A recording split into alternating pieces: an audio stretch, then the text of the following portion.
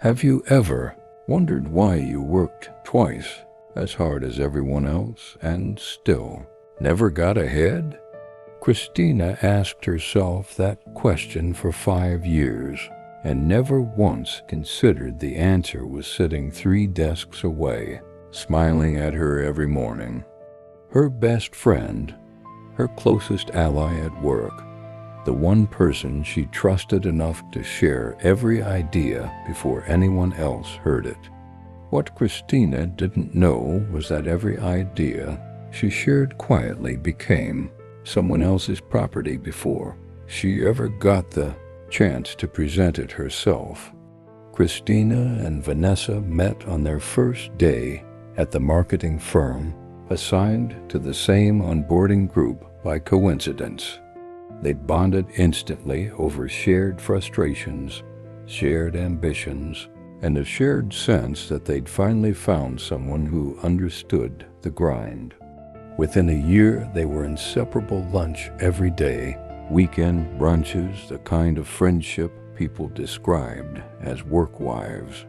Christina genuinely believed Vanessa was one of the most loyal people in her life. She had no way of knowing that loyalty for Vanessa had always been conditional on staying one step ahead. 2 years in, Christina developed a campaign concept she was genuinely proud of, one she planned to pitch to leadership herself. She mentioned the concept casually to Vanessa over lunch, the way she always shared her ideas before they were finished. 3 days later, Vanessa presented an almost identical concept to their director, framing it as something she'd been developing for weeks. Christina found out only after the director praised Vanessa in a company-wide email, calling the idea exactly the kind of thinking we need more of. When Christina brought it up privately, Vanessa laughed it off, insisting great minds simply think alike sometimes.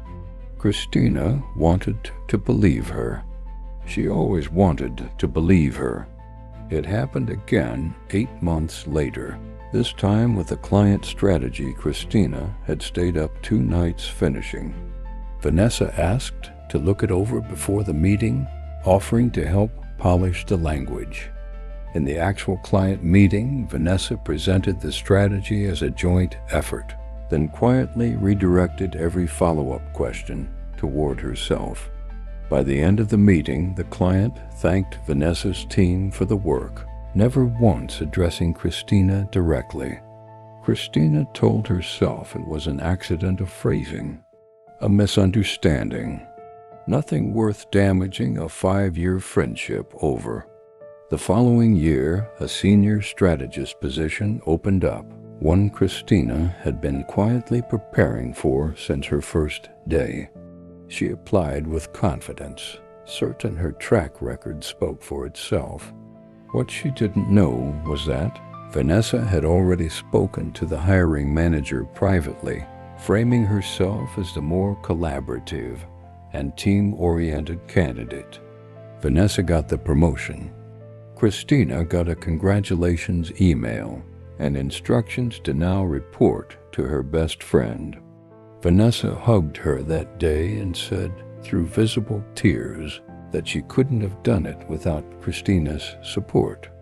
Under Vanessa's management, Christina's projects started quietly disappearing from her workload. Reassigned for balance, her performance reviews, once glowing, started, including vague phrases like needs to work on visibility and could contribute more. Christina couldn't understand how she'd gone from top performer to someone whose contributions barely seemed to register. She started staying later, working harder, convinced that effort alone would eventually be seen. It never occurred to her that the person deciding what got seen was the same person she trusted most. The truth came out by accident, the way it often does, through a laptop left open during a coffee run. Christina wasn't snooping. She was simply reaching over to close a distracting notification when she saw her own name in a document titled Team Positioning Notes. The document was a running log dated back nearly 5 years, tracking every idea Christina had shared and how to reposition it as Vanessa's own. There were notes on how to phrase feedback to make Christina seem difficult, notes on which meetings to exclude her from, notes dated from the very same week Vanessa had cried and hugged her over the promotion. Christina sat frozen at the desk for almost 20 minutes, rereading 5 years of friendship as a 5-year strategy. Instead, Christina didn't confront Vanessa that day. She spent 2 weeks quietly gathering screenshots, dates, and documentation of her own. She finally called a private meeting, telling Vanessa only that she wanted to discuss team dynamics. When Christina laid the printed timeline on the table, Vanessa's confident expression cracked for the very first time in 5 years. Vanessa tried the same tools she'd always used: charm first, then confusion, then tears. But Christina had seen this exact performance before, and this time she recognized it for what it was. "I'm not here for an apology," Christina said quietly. "I'm here because I finally understand what actually happened." Christina took the documentation to HR the following week, laying out 5 years of pattern rather than a single isolated incident. The company launched a formal review, interviewing colleagues who had quietly noticed the same pattern for years but never had proof to name it. One by one, small stories that had seemed unconnected started forming a single, undeniable shape. Vanessa was placed on administrative leave within a month and resigned before the investigation formally concluded.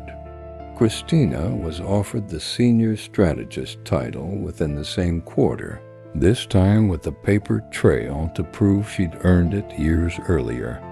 What Vanessa did has a name in psychology: covert relational sabotage, undermining someone from within a relationship they believe is safe. Unlike open rivalry, covert sabotage depends entirely on trust, which is precisely what makes it so difficult to recognize while it's happening.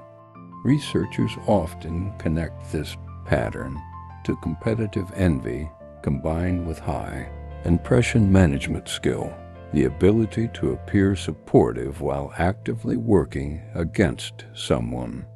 People capable of sustaining this behavior for years often show low guilt sensitivity, meaning the emotional discomfort that would normally stop most people from repeated betrayal simply doesn't register the same way.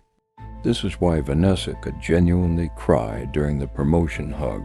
The tears were real, even while the betrayal underneath them was also real. For the person targeted, the damage isn't just professional. It reshapes how they trust closeness itself, at work and far beyond it.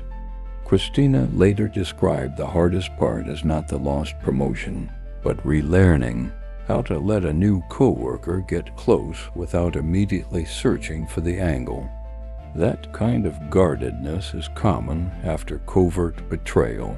The nervous system learns to treat warmth itself as a potential threat.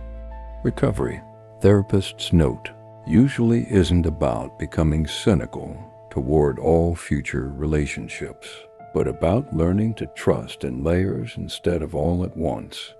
Christina eventually built a version of that senior role that was entirely her own, no longer standing in anyone's shadow. She says she doesn't regret the friendship, only the 5 years it took her to trust her own instincts over someone else's charm. If you've ever felt smaller around someone who was supposed to be in your corner, that feeling was information, not paranoia. So here's the real question. Is there someone in your life right now who makes you feel that exact same way? And what have you been telling yourself instead of looking closer? Comment ICIT if someone came to mind just now. And if you're brave enough, tell us what you've been ignoring.